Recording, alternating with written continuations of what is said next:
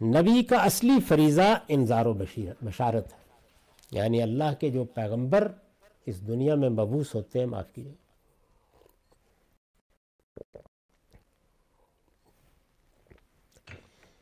نبی کا اصلی فریضہ انذار و بشارت ہے۔ انذار و بشارت کا کیا مطلب ہے؟ یعنی خبردار کرنا کہ اس دنیا کے بعد، یا دوسرے لفظوں میں کہیے مرنے کے بعد، وہ دنیا آنے والی ہے کہ جس میں ہم سب کو محاسبے کے ایک عمل سے گزرنا ہے، اور اس کے نتائج اگر ہم نے غلط رویہ اختیار کیا تو نہایت خطرناک ہو سکتے ہیں۔ انذار کا مطلب ہے کسی خطرے سے خبردار کرنا، بیدار کرنا، غفلت سے جگانا، اور لوگوں کو یہ بتانا کہ آگے کیا پیش آنے والا ہے۔ دوسرا پہلو بشارت ہے کہ اگر لوگ بیدار ہوں گے، خبردار ہوں گے، صحیح رویہ اختیار کریں گے تو اس کا لازمی نتیجہ اللہ کی نعمتیں، اللہ کی عنایتیں، اللہ کی جنت، اللہ کا فردوس، اللہ کا رضوان، جس کو کہا ہے کہ رضوان من اللہ اکبر، وہ بہت بڑی چیز ہے، اللہ کی خوشنودی۔ نبی کا اصلی فریضہ انذار و بشارت ہے، مگر اس کے ساتھ وہ خدا کے حضور میں بندوں کی شفاعت بھی کرتا ہے، یعنی اس کا اصلی کام تو یہی ہے کہ وہ لوگوں کو خبردار کرے اور اللہ کے فردوس کی بشارت دے۔ لیکن اس کے ساتھ جب بندے اس کی بات سنتے، اس کو مانتے، اس پر ایمان لاتے ہیں تو وہ شفاعت بھی کرتا ہے۔ یہ شفاعت کیا چیز ہے؟ نبی کا اصلی فریضہ انذار و بشارت ہے، مگر اس کے ساتھ وہ خدا کے حضور میں بندوں کی شفاعت بھی کرتا ہے۔ شفاعت کیا ہے؟ بندہ جب مغفرت چاہتا ہے تو اس کے ساتھ ہو کر یہ اللہ تعالیٰ سے مغفرت کی درخواست ہے۔ یعنی شفاعت کا مطلب کیا ہوتا ہے؟ سیکنڈ کرنا، تائید کرنا۔ ہمارے ہاں یہ لفظ تو رائج ہو گیا، لیکن لوگ نہیں جانتے کہ اس کا صحیح مفہوم کیا ہے۔ اس کو میں نے بیان کیا ہے کہ بندہ جب مغفرت چاہتا ہے تو پہلی بات کیا ہوئی کہ مجھ سے غلطی ہوئی ہے، مجھ سے گناہ ہوا ہے، میں نے نافرمانی کی ہے، میرے اندر کوئی عزم حلال ہے، میں اپنی جان پر کوئی ظلم ڈھا بیٹھا ہوں، اب مجھے مغفرت کی خواہش ہے۔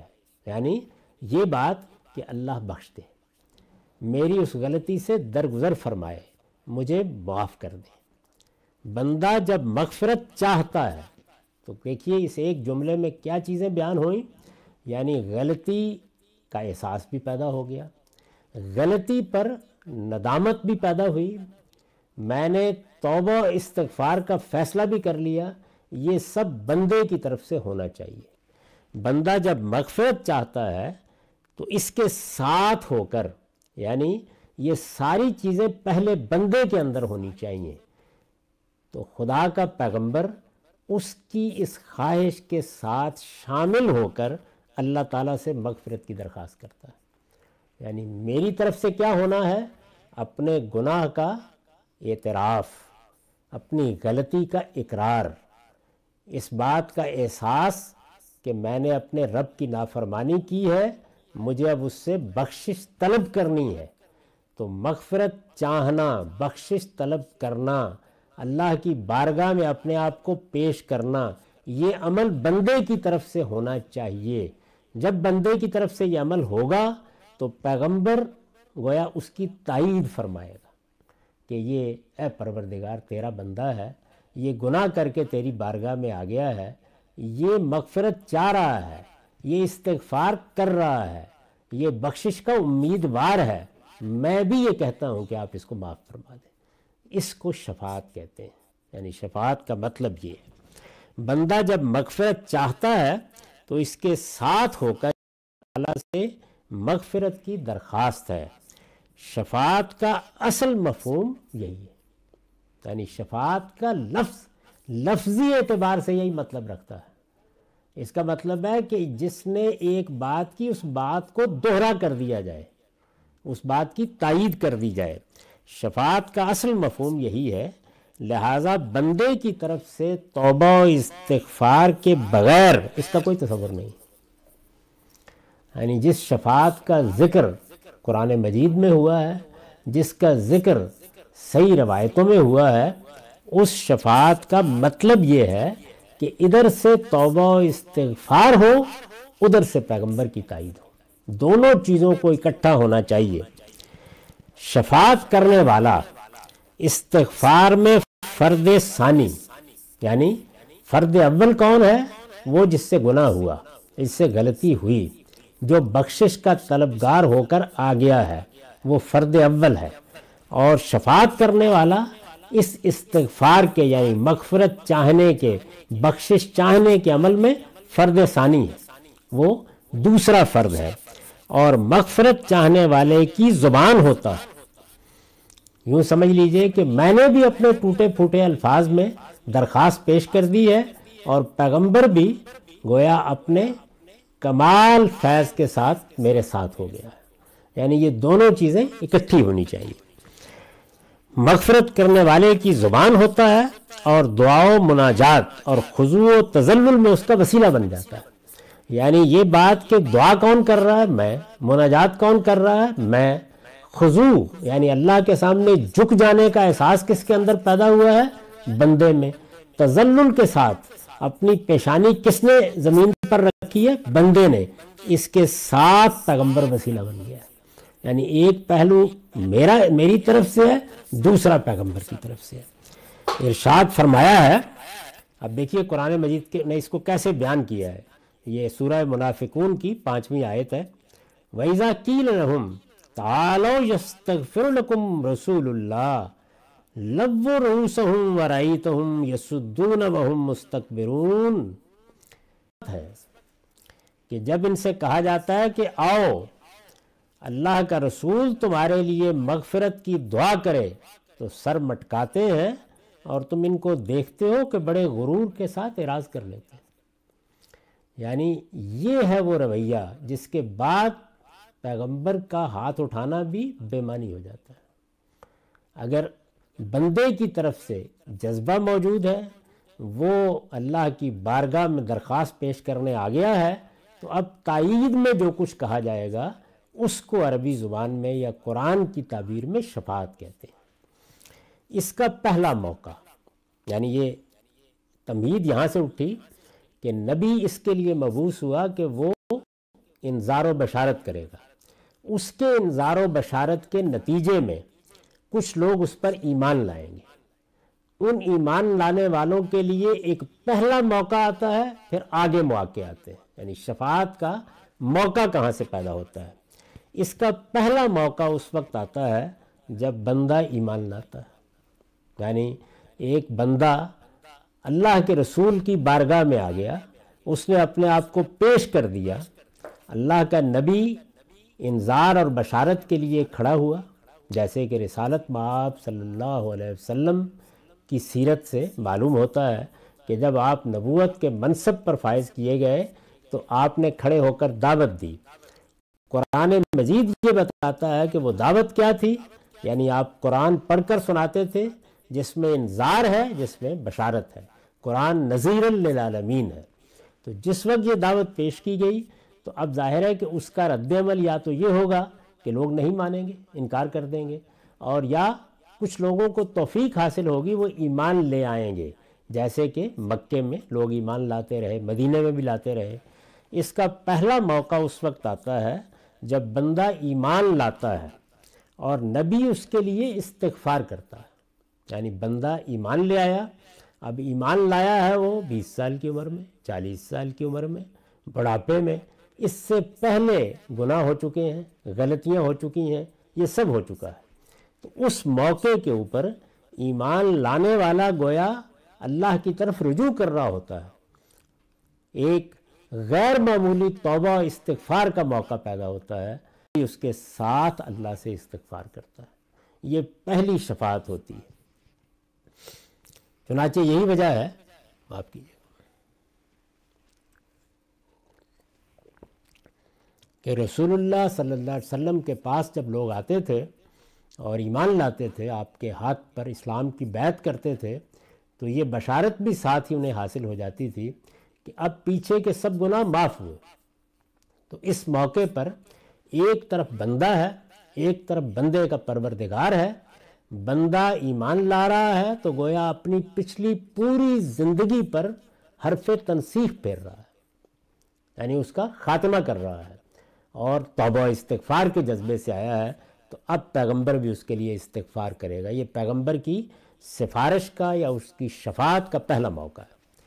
دوسرا موقع وہ ہوتا ہے جب ایمان لانے کے بعد، یعنی یہ تو ایمان لے آیا، جب وہ گناہ کر بیٹھتا ہے، یعنی یہ تو نہیں ہوگا کہ بندہ آ گیا ایمان لے آیا، اب اس سے کوئی غلطی نہیں ہوگی، کوئی کوتاہی نہیں ہوگی، کوئی گناہ نہیں ہوگا، بڑے سے بڑا گناہ ہو جائے گا۔ چنانچہ ہم دیکھتے ہیں کہ رسالت مآب صلی اللہ علیہ وسلم پر جو لوگ ایمان لائے، صحابہ کرام جن کو کہا جاتا ہے، یا عام مومنین بھی، ان میں سے بعض لوگوں سے بہت بڑی بڑی غلطیاں ہو گئیں، یعنی ایسے گناہ ہو گئے کہ جن پر حد جاری کرنا پڑی، تو گناہ ہوتے ہیں۔ جب وہ گناہ کر بیٹھتا ہے، دوسرا موقع وہ ہوتا ہے جب وہ گناہ کر بیٹھتا ہے اور تائب ہو کر خدا سے مغفرت چاہتا ہے، یعنی غلطی ہو گئی، اب ظاہر ہے کہ پیغمبر موجود ہے تو وہ چاہتا ہے کہ میں غلطی کر بیٹھا ہوں، کوتاہی ہو گئی ہے، میں اللہ تعالیٰ سے معافی مانگ رہا ہوں، تو میری یہ معافی قبول ہو جائے۔ پیغمبر کی موجودگی میں پھر اس کو ایک موقع ملتا ہے، جب وہ گناہ کر بیٹھتا ہے اور تائب ہو کر خدا سے مغفرت چاہتا ہے۔ زمانہ رسالت کے منافقین کو اللہ تعالیٰ نے ایک جگہ نصیحت فرمائی کہ وہ اگر اپنے گناہوں کی معافی چاہتے ہیں، یعنی انہیں احساس ہو گیا ہے کہ یہ ہم جو منافقت کی حرکتیں کرتے رہے ہیں یہ آخری درجے میں اللہ کے غضب کو دعوت دینے والی تھیں، ہمیں اب اس سے توبہ استغفار کرنی چاہیے، یہ سب سے بڑے گناہ کا حوالہ دیا ہے۔ یعنی باقی گناہ تو چھوٹے ہو سکتے ہیں، ایمان لانے کے بعد بھی منافق آدمی سچائی سے ایمان کو قبول ہی نہیں کیا، اتنے بڑے گناہ کے بعد بھی یہ فرمایا ہے، نصیحت فرمائی ہے کہ وہ اگر اپنے گناہوں کی معافی چاہتے ہیں تو خود بھی مغفرت کی دعا کریں، یہ بندے کی طرف سے اقدام، اور پیغمبر سے بھی اس کی درخواست کریں۔ ان کا یہ رجوع، اللہ کی طرف لوٹنا، رجوع خدا کی رحمت کو ان کی طرف متوجہ کرنے کا باعث بنے گا۔ یعنی اللہ تعالیٰ نے ضمانت دی ہے اس بات کی کہ اگر یہ منافقین، یہ خاص موقع پر کہا ہے، اور سورہ نساء کی آیات ہے جو میں آگے پڑھ رہا ہوں، یعنی یہ بتایا ہے کہ اگر اس وقت بھی تم اپنی روش سے باز آ جاؤ، اپنے رویے سے توبہ کر لو، منافقت کو چھوڑ کر سچائی سے ایمان قبول کرو، اور پیغمبر کے پاس آ کے ان سے درخواست کرو کہ وہ پچھلے گناہوں کے لیے تمہاری شفاعت کریں، تو اللہ تعالیٰ رحمت فرمانے والا ہے۔ یہ سنیے کیا کہا ہے، وَلَوْ أَنَّهُمْ إِذ ظَّلَمُوا أَنفُسَهُمْ جَاءُوكَ فَاسْتَغْفِرُوا اللَّهَ وَاسْتَغْفَرَ لَهُمُ الرَّسُولُ لَوَجَدُوا اللَّهَ تَوَّابًا رَحِيمًا۔ یہ 64 آیت ہے۔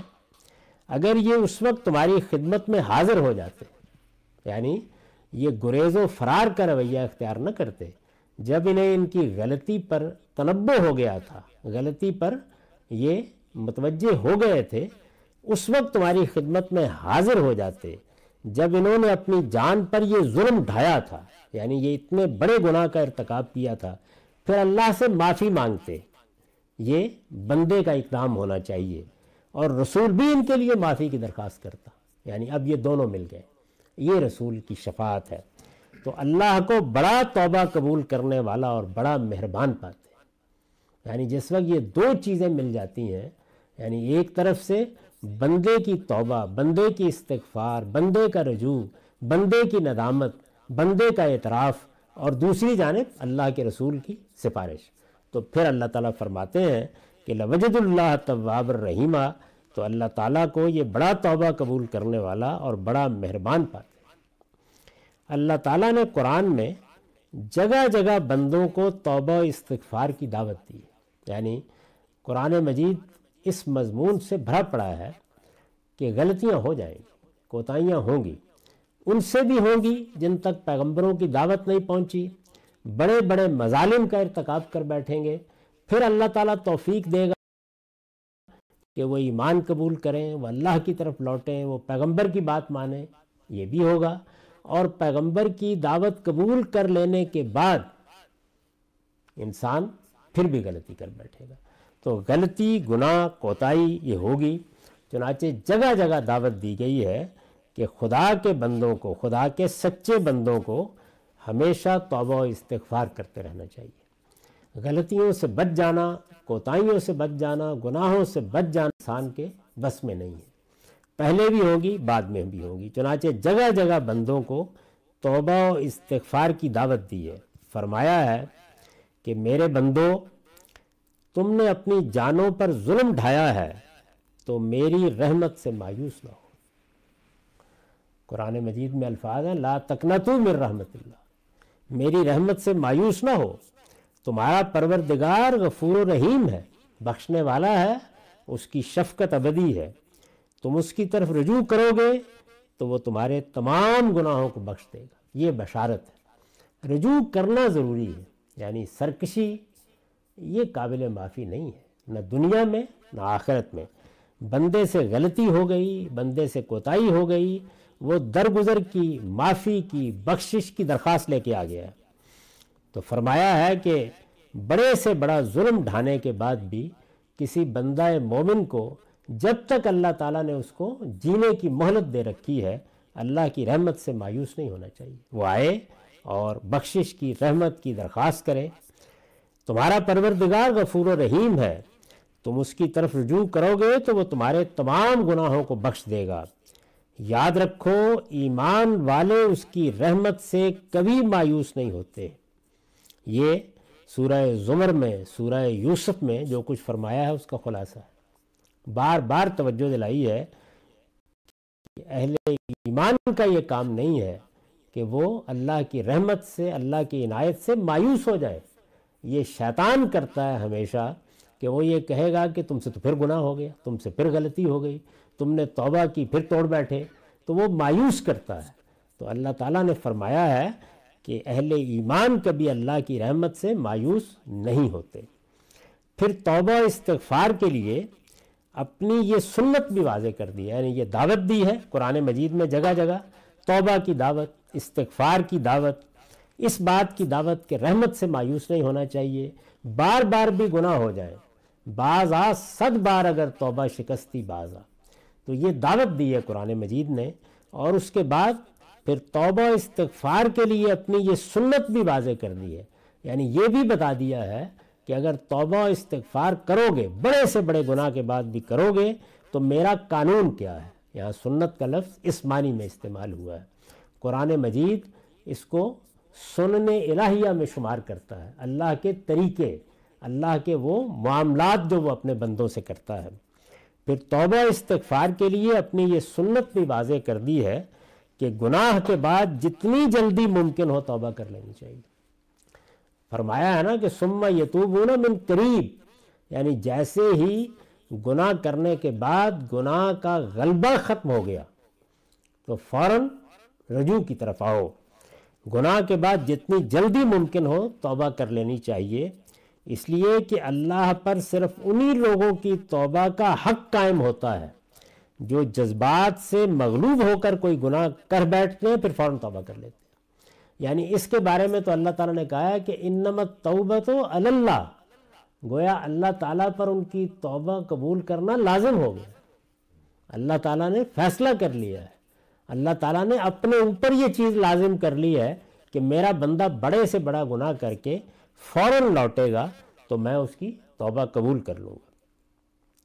اس لیے کہ اللہ پر صرف انہی لوگوں کی توبہ کا حق قائم ہوتا ہے جو جذبات سے مغلوب ہو کر کوئی گناہ کر بیٹھتے ہیں پھر فوراً توبہ کر لیتے ہیں۔ ان لوگوں کی توبہ اللہ کے نزدیک کوئی توبہ نہیں جو زندگی بھر گناہوں میں ڈوبے رہتے ہیں اور جب دیکھتے ہیں کہ موت سر پر آن کھڑی ہوئی ہے تو توبہ کا وظیفہ پڑھنے لگتے ہیں۔ تو اللہ تعالیٰ نے سورہ نساء میں یہ بات واضح کر دی ہے کہ وہ کون لوگ ہیں جن کی توبہ کو قبول کرنا اللہ نے اپنے لیے لازم کر رکھا ہے۔ تو فرمایا ہے کہ وہ لوگ ہیں کہ جو کسی گناہ کا ارتکاب کرتے ہیں یا ملون السوء بجہالہ، جذبات سے مغلوب ہوئے، گناہ کا ارتکاب ہو گیا۔ یہ کیوں کہا ہے کہ جذبات سے مغلوب ہوئے؟ اس لیے کہ بندہ مومن سے یہ توقع تو ہو ہی نہیں سکتی کہ وہ سرکشی اختیار کرے گا۔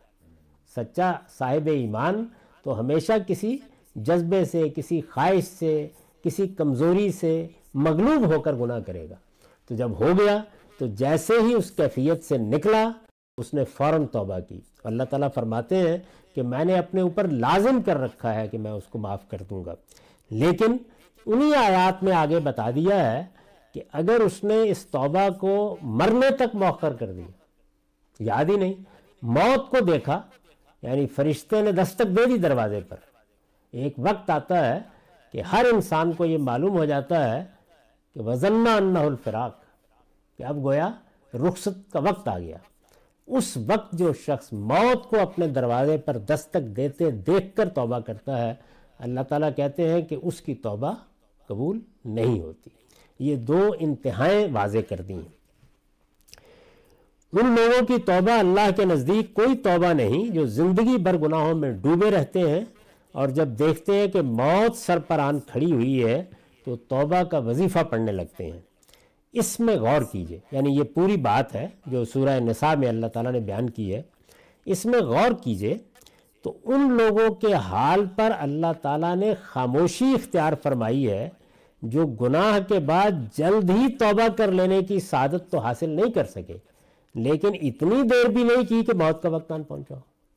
یعنی ایک یہ ہے کہ گناہ کی اس صورتحال سے نکلتے ہی اللہ تعالیٰ کے سامنے سجدہ ریز ہو گئے، توبہ کر لی، رجوع کر لیا۔ ایک یہ ہے کہ موت کے سکرات تک انتظار کیا، عالم نزع میں توبہ کا وظیفہ پڑھنے لگ گئے۔ تو یہ دو انتہائیں تو صراحت سے واضح کر دی ہیں۔ ایک کے بارے میں فرمایا ہے کہ مجھ پر لازم ہے کہ میں اس کی توبہ قبول کر لوں، ایک کے بارے میں فرمایا ہے کہ اس کی توبہ کے قبول ہونے کا کوئی سوال ہی نہیں ہے۔ درمیان میں ظاہر ہے پوری عمر پڑی ہوتی، برسوں ہوتے ہیں، اس میں کیا حکم ہے؟ اس میں غور کیجئے تو ان لوگوں کے حال پر اللہ تعالیٰ نے خاموشی اختیار فرمائی ہے جو گناہ کے بعد جلد ہی توبہ کر لینے کی سعادت تو حاصل نہیں کر سکے، لیکن اتنی دیر بھی نہیں کی کہ موت کا وقت آن پہنچا۔ یہی لوگ ہیں جن کے بارے میں شفاعت کی توقع ہو سکتی ہے۔ اصل میں یہی لوگ ہیں کہ جنہوں نے درمیان میں کہیں رجوع ہوا، موقع ملا، اور پھر اس کے بعد یہ توفیق بھی پائی کہ اللہ کے سامنے توبہ کریں۔ ایسے لوگ ہیں جن کے بارے میں توقع کی جا سکتی ہے کہ رسول اللہ صلی اللہ علیہ وسلم بھی ان کے لیے شفاعت فرمائیں گے۔ چنانچہ قرآن نے اس کا اثبات کیا ہے، یعنی قرآن نے بتایا ہے کہ یہ شفاعت ہوگی، اس شفاعت کا امکان ظاہر کیا ہے، اس کی توقع دلائی ہے۔ یہ کہا ہے کہ یہ ہو سکتا ہے کہ اللہ تعالیٰ اس موقع کے اوپر پیغمبروں کو، صالحین کو موقع دیں کہ یہ میرا بندہ ہے، اس نے فوراً تو توبہ نہیں کی، اس صورت میں تو کسی چیز کی ضرورت ہی نہیں تھی، اللہ نے فرمایا مجھ پر لازم ہے کہ معاف کر دوں گا۔ آخر تک پہنچ گیا ہے تو گویا ہر چیز سے محروم ہو گیا، لیکن یہ میرا بندہ ہے، اس نے درمیان میں کچھ توجہ حاصل کر لی تھی، رجوع کر لیا تھا، ایک عرصے کے بعد اس کو توفیق ہو گئی تھی، اس نے گناہ کیا تھا، اور اس کے بعد پھر سال بعد، 6 مہینے بعد کسی وقت اسے توجہ ہوئی تھی کہ مجھے اپنے رب سے بخشش چاہنی، تعالیٰ بھی موقع دیں گے کہ اس موقع پر کوئی پیغمبر، کوئی صالحین اس کے بارے میں بات کہنا چاہتے ہیں تو وہ کہہ لیں، یہ موقع ہوگا شفاعت کا۔ چنانچہ قرآن نے اس کا اثبات کیا ہے، لیکن اس کے ساتھ ان غلط تصورات کی تردید بھی پوری صراحت سے کر دی ہے جو لوگوں نے شفاعت کے بارے میں قائم کر رکھے ہیں، اور جن سے خدا کے عدل اور جزا و سزا کے وجوب کی نفی ہوتی ہے۔ یعنی لوگوں نے جو شفاعت کے تصورات قائم کر رکھے ہیں، اس ساری بحث سے واضح ہو گیا ہوگا کہ وہ بالکل باطل تصورات ہیں۔ یعنی شفاعت کن کو ہوگی، شفاعت کس طرح ہوگی، وہ یہ حقیقت ہے جسے واضح کیا گیا ہے۔ بندے کی طرف سے استغفار، بندے کی طرف سے بخشش چاہنا، بندے کی طرف سے ندامت، بندے کی طرف سے اعتراف، یہ پہلی چیز ہے، یہ ہونا چاہیے۔ اس کو یوں سمجھ لیجئے کہ تھوڑی دیر کے لیے ہم تصور کر لیں کہ کچھ بندے ایسے ہیں کہ جنہوں نے کسی گناہ کا ارتکاب کیا ہی نہیں، جو پورے صلاح و فلاح کے ساتھ دین کے راستے پر گامزن رہے ہیں، جن کو ابتدائی سے توفیق ہدایت ملی، اور انہوں نے گویا اپنے آپ کو ہر لحاظ سے کامیاب خدا کی بارگاہ میں پیش کر دیا۔ تو اس طرح کے لوگوں کا معاملہ تو صاف ہو گیا، ان کے بارے میں تو قرآن مجید سے معلوم ہوتا ہے کہ جو اس درجے کے لوگ ہیں ان کو مرتے ہی بشارت حاصل ہو جاتی ہے اور ان کے لیے اللہ کی نعمتوں کی بھی ابتدا ہو جاتی ہے. یرزقون عند ربہم، ان کا معاملہ یہ ہے. وہ لوگ کہ جنہوں نے سرکشی اختیار کیے رکھی، موت کے وقت فرعون کی طرح کہا کہ میں اب بنی اسرائیل کے خداوند پر ایمان لایا ہوں، فرمایا کہ یہ قابل قبولی نہیں ہے. تو یہ جو درمیان میں لوگ ہیں ان لوگوں کے بارے میں بشارت دی گئی ہے. پیغمبر کے ہوتے ہوئے بھی یہی صورتحال ہے اور اب بھی یہی صورتحال ہے. وہاں بھی یہ تھا کہ منافقین سے کہا گیا یا گناہ کرنے والوں سے کہا گیا کہ بڑے سے بڑا ظلم بھی ڈھایا ہے تو آ جاؤ تم بھی استغفار کرو، پیغمبر بھی تمہارے لیے استغفار کریں گے. اب بھی یہی دعوت ہے کہ غلطی کی ہے، کوتاہی کی ہے تو آ جاؤ، چلیے فوراً نہیں آئے، تاخیر سے آ جاؤ اور پھر آ کے اپنے آپ کو اپنے رب کی بارگاہ میں پیش کر دو. اس کے بعد تم بھی استغفار کرو گے، پیغمبر بھی تمہارے لیے استغفار کرے گا. یہ شفاعت کا صحیح تصور ہے. غلط تصورات کی قرآن مجید نے تردید کی ہے. وہ کس کس پہلو سے تردید کی ہے اور کیا بتایا ہے آگے شفاعت کے بارے میں، اسے ہم اگلی نشست میں دیکھیں گے. اقول قولی ھذا واستغفر اللہ لی ولکم ولسائر المسلمین. اس میں نبیوں پر ایمان زیر بحث ہے. اس عنوان کے تحت جو چیزیں موضوع بنی ہیں ان میں سے ایک چیز نبی کی شفاعت ہے. اس کا مطالعہ ہم نے شروع کر دیا تھا اور بات اس میں یہاں تک پہنچ گئی تھی کہ شفاعت جس طرح کے عام طور پر خیال کیا جاتا ہے اپنی طرف سے کرنے کا کوئی عمل نہیں ہے، بلکہ جب بندہ توبہ و استغفار کرتا ہے، گناہ ہو گیا، خطا ہو گئی، غلطی ہو گئی اور بندے نے توبہ و استغفار کے لیے ہاتھ اٹھا دیے، اس کے بعد 3 صورتیں پیدا ہوتی ہیں. وہ تینوں صورتیں زیر بحث آ گئی تھیں. یعنی گناہ کا ارتکاب ہوا، کسی بڑے گناہ کی صورتحال سے نکلے، فوراً احساس ہوا کہ یہ میں کیا کر بیٹھا ہوں، انی کنت من الظالمین، اور بندے نے اپنے پروردگار کے حضور میں توبہ کے لیے ہاتھ اٹھا دیے. اللہ تعالیٰ نے یہ فرمایا ہے کہ اگر گناہ اس طرح ہوا ہے اور اس کے فوراً بعد توبہ و استغفار کی توفیق مل گئی ہے تو اللہ نے اپنے اوپر لازم کر رکھا ہے کہ وہ توبہ قبول کر لے گا. اس چیز کو قرآن مجید نے صراحت سے واضح کر دیا. اس کے بعد دوسری صورت کیا ہے کہ بندے نے گناہ کیے، غلطیاں کیں، کبائر تک کا ارتکاب کیا، زندگی اسی میں گزر گئی، کبھی خدا کی طرف رجوع کی توفیق نہیں ہوئی، ندامت نہیں ہوئی، جو زندگی پائی وہ سب انہی گناہوں کی، کوتاہیوں کی، سرکشی کی، تمرد کی نظر کر دی. اور جب سکرات موت کی کیفیت طاری ہوئی، نزا کا عالم طاری ہوا، دیکھ لیا کہ فرشتہ اب وصول کرنے کے لیے آ گیا ہے اور دروازے پر دستک دے رہا ہے، تب توبہ کے لیے ہاتھ اٹھا دیے. تو یہ بات پوری صراحت کے ساتھ قرآن نے کہہ دی کہ اس وقت کی توبہ قبول نہیں ہوتی. یہی توبہ ہے جو فرعون نے کی تھی اور یہ کہا تھا کہ میں اب بنی اسرائیل کے پروردگار پر ایمان لے آیا، لیکن اس کو اللہ تعالیٰ نے قبول نہیں کیا. اس کے درمیان جو صورتحال ہے وہ یہ ہے کہ زندگی میں کچھ عرصے کے بعد، سال، 2 سال، 6 مہینے موقع مل گیا، کچھ توجہ ہوئی، فوراً تو انسان نے توبہ نہیں کی، لیکن بہرحال توفیق مل گئی. سکرات موت سے پہلے، موت کے دروازے پر دستک دینے سے پہلے یہ توفیق مل گئی. وہ جگہ ہے جس میں اللہ تعالیٰ نے قرآن مجید میں خاموشی اختیار کی ہے. اب اس میں بندے کی طرف سے جو کچھ ہونا تھا وہ ہو گیا ہے، یعنی اس نے درخواست کر دی ہے. یہی وہ اصل میں مواقع ہیں جن میں اس کی توقع کی جا سکتی ہے کہ شفاعت کا اذن ملے گا. تو قرآن مجید سے یہ حدود تو بالکل واضح ہو جاتے ہیں. اس میں جو غلط فہمیاں ہیں بعض، ان کو بھی قرآن مجید نے رفع کیا ہے. جو بنیادی بات واضح ہوئی اس کو ذہن میں رکھیے اور پھر دیکھیے کہ قرآن مجید اس تصور کو کس طرح واضح کرتا ہے کہ اس کے ہاں شفاعت کا تصور ہے۔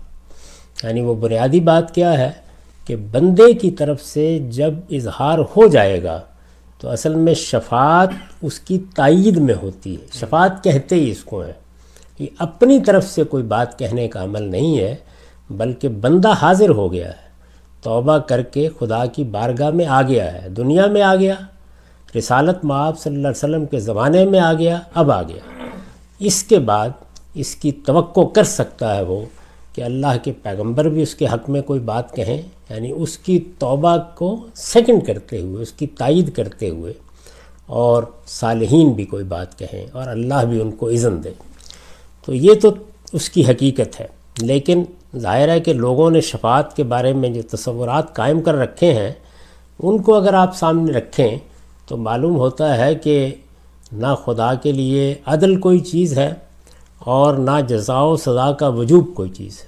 یعنی جس کے وعدے اللہ تعالیٰ نے کیے ہیں، جو اللہ تعالیٰ نے بشارتیں دی ہیں، جو وعیدیں سنائی ہیں، وہ سب اس کے نتیجے میں بالکل باطل ہو جاتی ہیں۔ تو اس لیے یہ ضروری ہے کہ یہ بھی دیکھا جائے کہ اللہ تعالیٰ خود شفاعت سے متعلق کیا حدود بیان کرتے ہیں۔ تو اب ہم ان حدود کا مطالعہ کر رہے ہیں اس کتاب میں۔ پہلی بات یہ فرمائی ہے کہ شفاعت کا اختیار صرف اللہ تعالیٰ کو ہے، یعنی اس بات کی جڑ ہی کاٹ دی گئی ہے کہ کوئی شخص خود کھڑا ہو کے، کوئی فرشتہ، کوئی نبی، کوئی بڑے سے بڑا صالح انسان تذلل کے ساتھ خود کھڑا ہو کے اپنی طرف سے کوئی بات کہہ سکتا ہے۔ پہلی بنیادی بات یہ فرمائی کہ شفاعت کا اختیار صرف اللہ تعالیٰ کو ہے، اس کی اجازت کے بغیر کوئی شخص بھی شفاعت نہیں کر سکتا۔ یعنی شفاعت کا اختیار صرف اللہ تعالیٰ کو ہے۔ اس کا مطلب کیا ہے؟ مطلب یہ ہے کہ یہ فیصلہ اللہ تعالیٰ کریں گے کہ کیا کسی کے لیے شفاعت کا اذن دینا ہے یا نہیں دینا۔ یعنی بالکل اس کو یوں سمجھیے کہ اللہ کی بارگاہ میں بندہ پیش ہو گیا ہے، توبہ استغفار کا بدرقہ لے کر پہنچ گیا ہے، اللہ تعالیٰ نے اس کی بات سنی اور رحم، کرم اور عنایت کا فیصلہ کر لیا، اور پھر یہ فرمایا کہ کوئی پیغمبر، کوئی فرشتہ، کوئی صالح انسان یا سب صالح انسان اس کے بارے میں کیا کہتے ہیں۔ تو گویا یہ وہ چیز ہے جس کو وہاں بیان کیا ہے، یہاں منافقین کو توجہ دلائی ہے کہ تم بھی اپنے ہاتھ اللہ کی بارگاہ میں اٹھاؤ اور پیغمبر بھی تمہارے لیے یہ بات کرے۔ تو ظاہر ہے گویا پیغمبر کو اذن دیا جا رہا ہے کہ آپ ان کے حق میں اب دعا کریں، آپ ان کے حق میں استغفار کریں۔ اب وہ وقت آ گیا ہے کہ یہ توبہ کے لیے حاضر ہو گئے ہیں، تو آپ بھی اپنی بات ان کے ساتھ شامل کر دیں۔ تو توبہ کا رویہ خود انسان نے اختیار کرنا ہے، اور اللہ تعالیٰ کی طرف سے اس کی توبہ کی قبولیت کا ایک درجہ یہ ہے کہ یہ اذن مل جاتا ہے کہ اب کوئی کہنا چاہتا ہے یا کچھ اس کے حق میں بات کرنا چاہتا ہے تو وہ کرے۔ اس کو قرآن مجید نے بہت وضاحت سے بیان کیا ہے۔ پہلی بات یہ فرمائی ہے کہ شفاعت کا اختیار صرف اللہ تعالیٰ کو ہے، اس کی اجازت کے بغیر کوئی شخص بھی شفاعت نہیں کر سکتا، یہاں تک کہ اس کے مقرب فرشتے بھی اپنی طرف سے آگے بڑھ کر کوئی بات نہیں کہہ سکتے۔ یعنی سب سے زیادہ جو اللہ کے ہاں قرب حاصل ہے وہ اس کے فرشتوں کو حاصل ہے، جبریل امین کو، ان فرشتوں کو کہ جو عرش الہی کو پکڑے ہوئے ہیں، تھامے ہوئے ہیں، ان فرشتوں کو کہ جو ملائے اعلیٰ میں ہیں، ان فرشتوں کو جن کے بارے میں قرآن مجید نے یہ بتایا ہے کہ اللہ تعالیٰ نے خصوصی درجہ دے رکھا ہے۔ تو ارشاد فرمایا ہے کہ اس کے مقرب فرشتے بھی اپنی طرف سے آگے بڑھ کر کوئی بات نہیں کہہ سکتے۔ اس لیے پہلے خدا کو راضی کرنا ضروری ہے۔ یعنی ترتیب کیا ہے؟ ترتیب یہ نہیں ہے کہ کسی اور کا دامن پکڑ لیا، کسی فرشتے سے معاملہ کر لیا، کسی پیغمبر سے معاملہ کر لیا، کسی انسان سے معاملہ کر لیا۔ پہلے اس پروردگار کو راضی کیا جائے کہ وہ کسی کی شفاعت سننے کے لیے تیار ہو جائے۔ اس لیے پہلے خدا کو راضی کرنا ضروری ہے تاکہ شفاعت کا اذن ملے اور وہ قبول بھی ہو جائے۔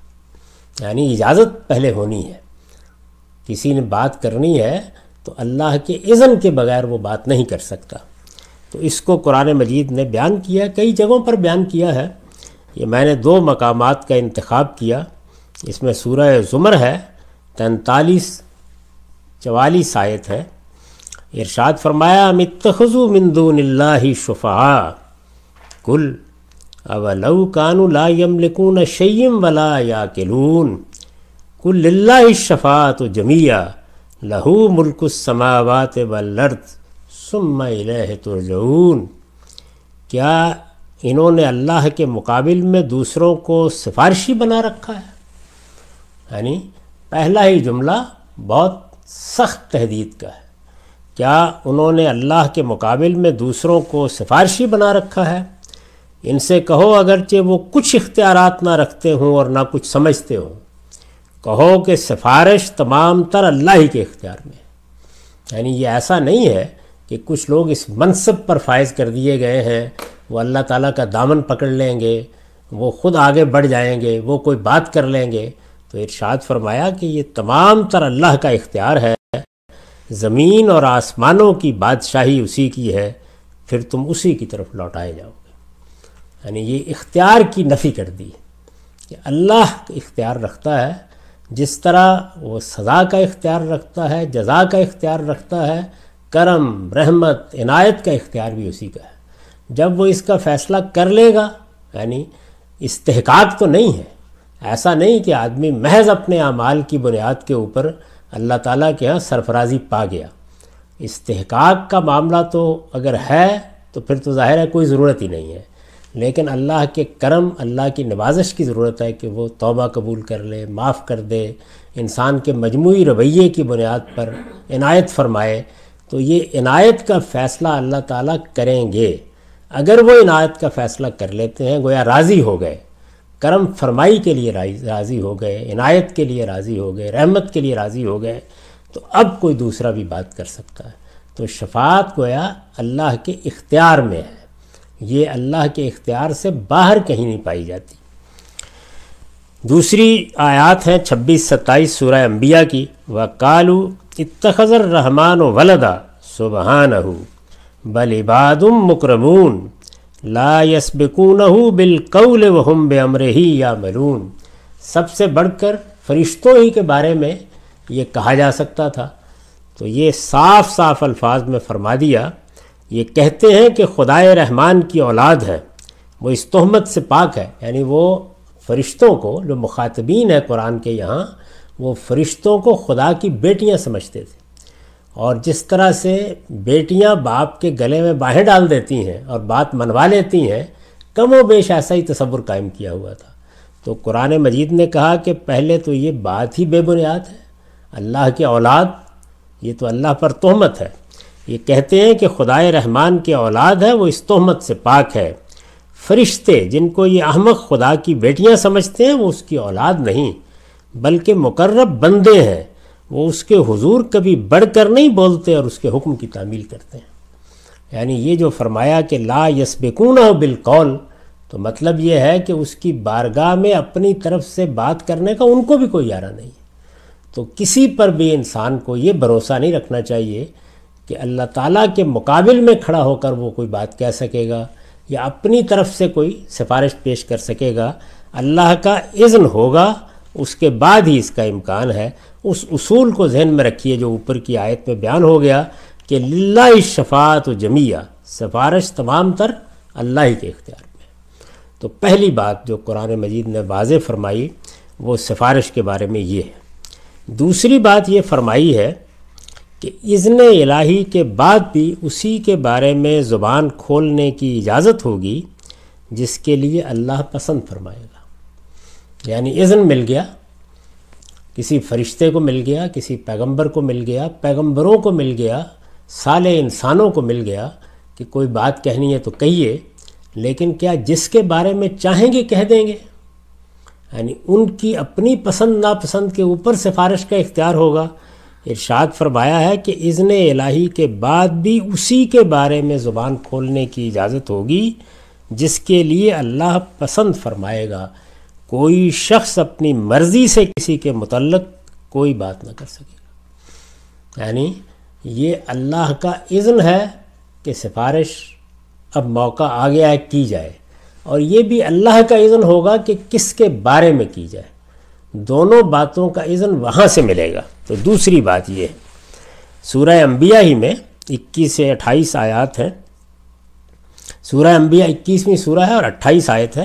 یعلم ما بین ایدیہم وما خلفہم ولا یشفعون الا لمن ارتضی وہم من خشیتہ مشفقون، ان کے آگے اور پیچھے جو کچھ ہے سب اس کو معلوم ہے، وہ کسی کی سفارش نہیں کرتے اس کے سوا جس کے لیے اللہ پسند فرمائے، اور اس کی ہیبت سے لرزتے رہتے ہیں۔ یعنی اس کی بارگاہ میں مقرب فرشتوں کا معاملہ بھی یہ ہوتا ہے کہ اس کی ہیبت سے لرز رہے ہوتے ہیں اور بات اسی کے بارے میں کرنے کی جسارت کرتے ہیں یا کر سکتے ہیں جس کے لیے اللہ پسند فرمائے۔ تو پہلی بنیادی بات یہ ہے۔ اس کے بعد سورہ طٰہٰ میں 109 110 آیات میں فرمایا ہے، یومئذ لا تنفع الشفاعۃ الا من اذن له الرحمن ورضی له قولا یعلم ما بین ایدیہم وما خلفہم ولا یحیطون بہ علما۔ اس دن شفاعت نفع نہ دے گی الا یہ کہ رحمان کسی کو اجازت دے، یعنی رحمان کسی کو اجازت دے، کیونکہ اختیار سارا اللہ کا ہے۔ تو پہلی بات کیا ہے کہ رحمان اجازت دے اور اس کے لیے کوئی بات کہنا پسند کرے، یعنی یہ کہ کس کے لیے بات کہنی ہے یہ بھی اللہ کی پسند پر ہے، وہ کس کو اذن دیتے ہیں، کس کو اجازت دیتے ہیں، اس لیے کہ وہ ان کے آگے اور پیچھے جو کچھ ہے اس کو جانتا ہے اور ان کا علم اس کا احاطہ نہیں کر سکتا۔ یعنی کون ہے کہ جو اس کے علم میں کوئی اضافہ کرے؟ ایک ایک چیز اللہ کے علم میں ہے، وہ جانتا ہے بندے نے کیا کیا، بندے کا علم کا حال کیا تھا، بندے کے عمل کا حال کیا تھا، کیا توشہ لے کر آیا ہے، اس کے پاس نامہ اعمال میں کیا خیر ہے کیا شر ہے۔ تو چونکہ کوئی چیز اللہ سے چھپی ہوئی نہیں ہے تو اس وجہ سے وہ فیصلہ کرے گا کہ اب یہ رحمت کا مستحق ہے، کوئی سفارش کرے، کوئی کہنا چاہتا ہے تو کہے، اور پھر یہ کہ یہ بندہ ہے جو اس کا مستحق ہو گیا ہے کہ اب اللہ اس کے لیے رحمت ہی کا فیصلہ کرنے والے ہیں۔ تو گویا سفارش کا مرحلہ اس وقت آتا ہے۔ تو دوسری بات یہ فرمائی۔ تیسری بات یہ فرمائی ہے کہ جس کے لیے اللہ پسند فرمائے گا اس کے متعلق بھی وہی بات کہی جائے گی جو ہر لحاظ سے صحیح ہوگی۔ یعنی اللہ کا علم ہر چیز کا احاطہ کیے ہوئے ہے، اللہ کا عدل ہر چیز پر حاوی ہے، اللہ کی رحمت زمین و آسمان کی وسعتوں پہ چھائی ہوئی ہے۔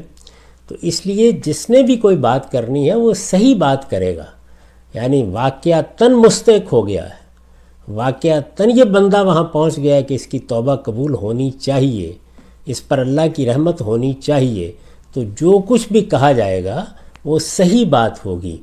عام طور پر تو انسان خیال کرتا ہے نا کہ چلیے جی ہمارا بڑا رشتہ ہے، بڑا تعلق ہے، ہمارا بڑا زور ہے، اثر ہے، کچھ تدلل کی کیفیت ہوتی ہے تو اس میں ہم منوا لیں گے اپنی بات۔ ان سب باتوں کی نفی کرتی ہے، یعنی یہ بتا دیا ہے کہ اختیار بھی میرا ہے، میں اس کائنات کا خالق ہوں، بندے میرے ہیں، میرا اختیار ہے، میں سفارش کے بارے میں فیصلہ کروں گا کہ اب اس کی اجازت ہے، تو تب کوئی بولنے کی جسارت کرے گا۔ جس کو کہوں گا، جس کو اذن دوں گا وہی بات کرے گا، جس کے حق میں اذن دوں گا اسی کے حق میں بات کی جائے گی، اور جو بات کی جائے گی وہ ہر حال میں صحیح بات ہونی چاہیے۔ چنانچہ سورہ نبا کی یہ دیکھیے 38 آیت ہے، لا یتکلمون الا من اذن له الرحمن وقال صوابا۔ اس دن جب وہی بولیں گے جنہیں رحمان اجازت دے اور وہ صحیح بات کہیں، یعنی جب خدا کی بارگاہ میں لوگ پیش ہوں گے اور محشر کا بازار گرم ہوگا، اور جب اللہ تعالیٰ کے ہاں جواب دہی کے لیے لوگوں کو اٹھایا جائے گا تو فرمایا کہ اس دن کوئی بات کرنے کی جسارت نہیں کر سکے گا، نہ اپنے لیے نہ کسی دوسرے کے لیے۔ رحمان اجازت دے گا تو اس کے بعد کوئی شخص زبان کھول سکے گا، اور دوسری بات کیا ہے، وقال ثوابا، بات ٹھیک ہونی چاہیے۔ یعنی اللہ کی بارگاہ میں، اس کائنات کے خالق کی بارگاہ میں آپ اپنی طرف سے کوئی بات بنا کے پیش نہیں کر سکتے، کوئی مبالغہ نہیں کر سکتے، کوئی چیز کم و بیش نہیں کر سکتے، سچی بات، صحیح بات، یعنی گویا یوں کہ جس طرح سے اللہ یہ فیصلہ کر رہے ہیں کہ فی الواقع یہ شخص رحمت کا مستحق ہو گیا ہے، تو آپ کو بھی یہی بات کہنی ہے، اور یہ آپ کی بات آپ کے لیے باعث عزت ہے کہ اللہ نے آپ کو موقع دیا، اس کی بارگاہ میں آپ بات کریں گے، اللہ آپ کی بات قبول فرمائے گا۔ یہ بالکل اسی طرح کی صورتحال ہے کہ جس طرح ہمارے سامنے اگر مثال کے طور پر کوئی بچہ ہے یا کوئی ملازم ہے، وہ پیش ہوتا ہے، غلطی کی ہے، کوتاہی کی ہے، کسی بڑے جرم کا ارتکاب بھی کر لیا ہے، لیکن ندامت ہے، اندازہ ہو جاتا ہے کہ اس کو اب معافی کرنا چاہیے، درگزری بہتر ہے، سزا نہیں دینی، لیکن ہم یہ فیصلہ کرنے سے پہلے ماں سے پوچھتے ہیں، بھائیوں سے پوچھتے ہیں، کیا خیال ہے آپ لوگوں کو معاف کر دیا جائے؟ تو یہ صورتحال ہے جو قرآن مجید سے سامنے آتی ہے، یعنی بارگاہ ایک ہی ہے، اسی پروردگار کا فیصلہ ہے، رحمت پر آمادہ اسی کو ہونا ہے، کرم نوازی کا فیصلہ اسی نے کرنا ہے، وہ یہ عزت کسی کو بخشے گا کہ آپ بھی کچھ کہنا چاہتے ہیں تو کہیں، اور اس کے عزت بخشنے ہی پر کوئی کہنے کی جسارت کرے گا، اور یہ بھی بتائے گا کہ کس کے بارے میں آپ بات کر سکتے ہیں، اسی کے بارے میں بات کی جا سکے گی۔ یعنی یہ بھی نہیں ہو سکتا کہ اذن سے پہلے کوئی بات کرنے کی جسارت کر لے، یہ بھی نہیں ہو سکتا کہ بات کرنے کی اجازت تو الف کے بارے میں ملی تو آپ نے کہا موقع ہے تو چلیے بے کے بارے میں بھی بات کر لیتے ہیں، نہیں، فرمایا یہ دوسرا فیصلہ بھی اللہ ہی کرے گا کہ کس کے بارے میں بات کی جائے، اور بات آپ نہ بنا سکتے، نہ بڑھا سکتے، نہ کم کر سکتے، آپ کو ٹھیک سچی بات کرنی ہے، یعنی جو آپ کے نزدیک صحیح چیز ہے، آپ مستحق سمجھتے ہیں کہ یہ آدمی باوجود اس کے کہ اس نے گناہ کیا ہے، باوجود اس کے کہ غلطی کی ہے، لیکن یہ کرم کا، عنایت کا مستحق ہے، اگر آپ دیانتداری سے یہ سمجھتے ہیں تو یہ صحیح بات ہی آپ کو کہنے کا وہاں موقع ملے گا۔ تو شفاعت کے بارے میں یہ چیزیں ہیں جن کو قرآن مجید نے واضح کر دیا، چنانچہ میں نے لکھا ہے کہ شفاعت کے بارے میں یہ قرآن کا نقطہ نظر ہے، اس سلسلے کی روایتوں کو اسی روشنی میں دیکھنا چاہیے۔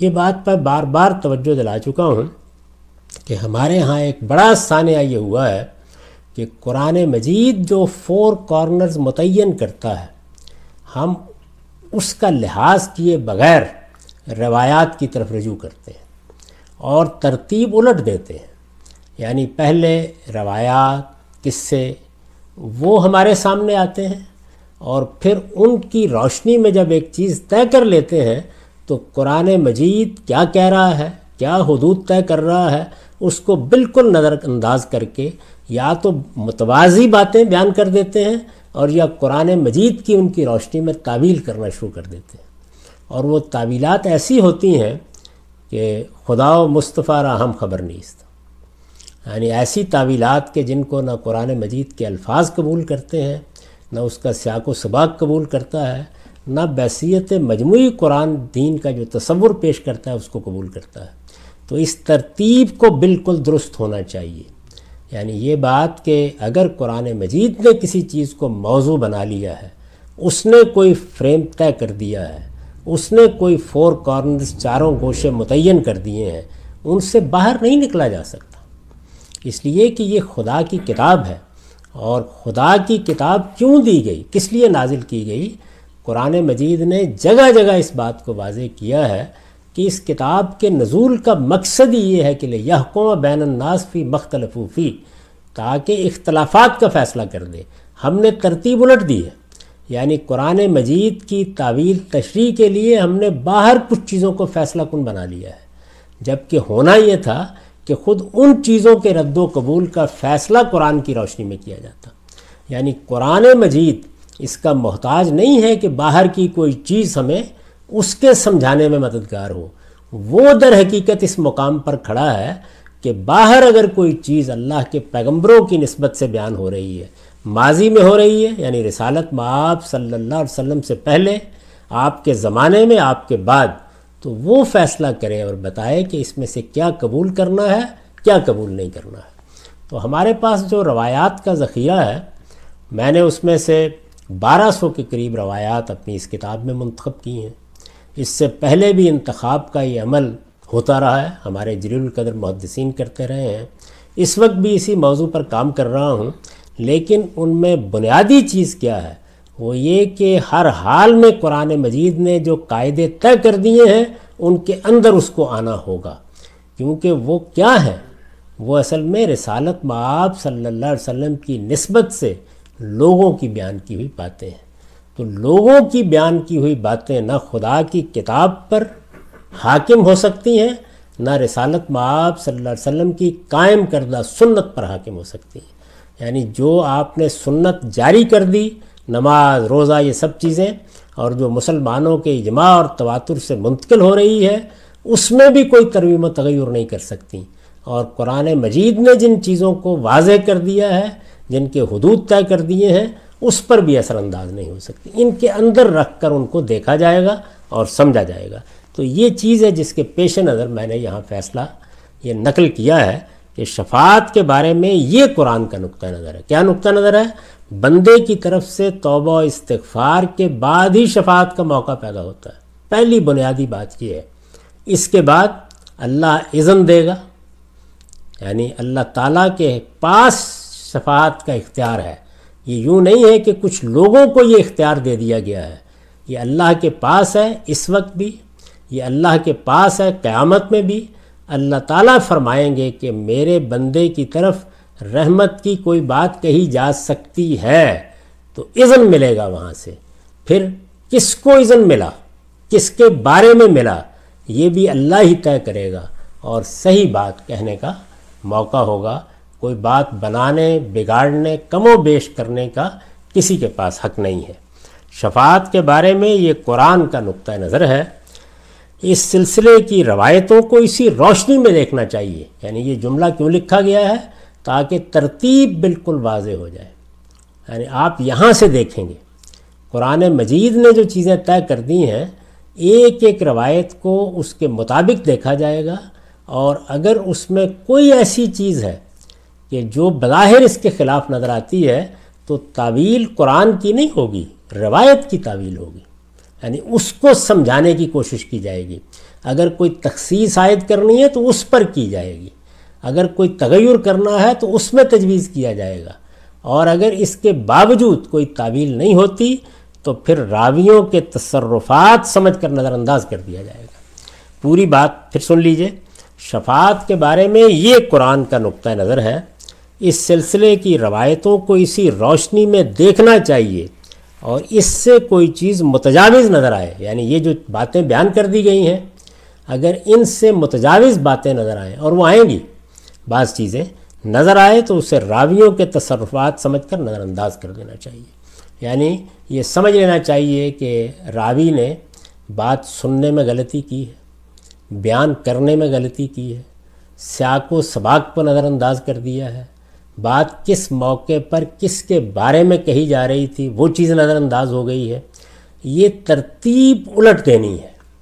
یعنی میں بار بار توجہ دلا رہا ہوں اپنی کتابوں میں، اپنی گفتگوؤں میں، سوالات کے جوابات میں، کہ سب سے بڑی چیز جس کی طرف ہمیں توجہ کرنی ہے وہ ترتیب کو درست کرنا ہے۔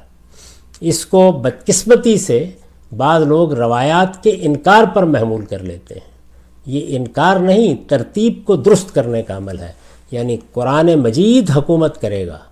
قرآن مجید بولتا ہے، اور بولتا کیسے ہے؟ خود کہتا ہے کہ یہ بلسان عربی مبین نازل ہوا ہے، واضح ترین عربی زبان میں۔ اور مبین کیا ہے؟ واضح کر دینے والی عربی۔ یعنی ہم جب واضح کا لفظ بولتے ہیں تو ایک لازم مفہوم ذہن میں آتا ہے، جبکہ اصل میں کیا ہے؟ واضح کر دینے والی عربی۔ ایسی عربی زبان میں ہے کہ جو کوئی ابہام نہیں چھوڑتی۔ یہ خیال کرنا کہ قرآن مجید پہ جو باتیں ہیں وہ سمجھ میں نہیں آ سکتی، سب سے بڑھ کر سمجھ میں آنے والی چیز ہی قرآن ہے، کیونکہ یہ قرآن ہے کہ جو اللہ کی کتاب کی حیثیت سے ہمیں دیا گیا ہے۔ یہ قرآن ہے کہ جس میں اللہ تعالیٰ کے اپنے الفاظ میں بات نقل ہو گئی ہے۔ یہ قرآن ہے کہ جس کے نقل اور روایت میں کوئی انسان درمیان میں نہیں آیا کہ وہ اپنی طرف سے کوئی تغیر کر دے، تبدیلی کر دے، یا بات کے اپنے فہم کو داخل کر دے۔ اللہ ہی کے الفاظ ہیں، اور اللہ تعالیٰ کے یہ الفاظ ایک کتاب کی صورت میں ہیں۔ یعنی یہ بکھرے ہوئے جملے نہیں ہیں روایتوں کی طرح، ان کا سیاق ہوتا ہے، ان کا سباق ہوتا ہے، یہ ایک سورہ کے اندر بات بیان ہو رہی ہوتی ہے، وہاں موضوع کیا ہے، کس پس منظر میں بات ہو رہی ہے، سب کچھ واضح ہو جاتا ہے۔ تو قرآن مجید دین سے متعلق تمام محکمات کو بالکل واضح کر دیتا ہے۔ جب وہ واضح کر دیتا ہے تو اس کے بعد اب ظاہر ہے کہ اگر رسول اللہ صلی اللہ علیہ وسلم کی نسبت سے کوئی شخص زید بکر کوئی بات بیان کر رہا ہے تو وہ سرآنکھوں پر ضرور دیکھیں گے اس کو، لیکن دیکھتے وقت اس چیز کا لحاظ رکھیں گے کہ اس کو سمجھنے کے لیے قرآن کی ضرورت ہے، قرآن کو سمجھنے کے لیے اس کی ضرورت نہیں ہے۔ قرآن مجید تو یہ کہتا ہے کہ میری کسی بات میں کوئی اینچ پینچ ہے ہی نہیں، اس میں تم کوئی کجی پا ہی نہیں سکتے، اس میں نہ باطل دائیں سے داخل ہو سکتا ہے نہ بائیں سے داخل ہو سکتا ہے، یہ تو خدا کی آخری حجت ہے۔ یعنی آپ اندازہ کیجئے کہ قرآن مجید نے اپنا نام میزان رکھ لیا ہے، یہ ایک ترازو ہے، تولیے اس کے اوپر، تولنے کی چیز یہ ہے۔ آپ کے پاس آپ قدیم صحیفوں سے کوئی چیز لے آئے، آپ فلسفے سے کوئی چیز لے آئے، آپ علم کلام سے کوئی چیز لے آئے، آپ صوفیانہ مباحث سے کوئی چیز اٹھا لائے، آپ کسی کے اجتہاد کو پیش کر رہے ہیں، آپ کوئی روایت پیش کر رہے ہیں، یہ قرآن مجید ہے کہ جو اس میں یہ فیصلہ کرے گا کہ کیا قبول کرنا ہے اور کیا رد کرنا ہے۔ یہ میزان ہے، یعنی تولنا ہے اس کے اوپر، سونا ہے یا پیتل ہے، کیا چیز ہے جو آپ لائے ہیں، تو اس پر تولی جائے۔ اور اس کے بعد کیا کہا ہے کہ یہ اللہ تعالیٰ نے اللہ الذی انزل الکتاب والمیزان، کہ اللہ تعالیٰ نے یہ کتاب نازل کی ہے، گویا کہ ایک میزان نازل کی ہے، ایک ترازو نازل کی ہے، تولنے کی ایک چیز نازل کی ہے۔ کیوں نازل کی ہے؟ لیقوم الناس بالقسط، تاکہ لوگ دین کے معاملے میں ٹھیک جگہ پر آ جائیں، یعنی ان کے فکر میں، ان کے علم میں، ان کے عمل میں کوئی کج پیچ باقی نہ رہے۔ یہ کتاب اس مقصد کے لیے نازل کی گئی ہے، اس کتاب کا یہ ہونا چاہیے مسلمانوں کے ہاں۔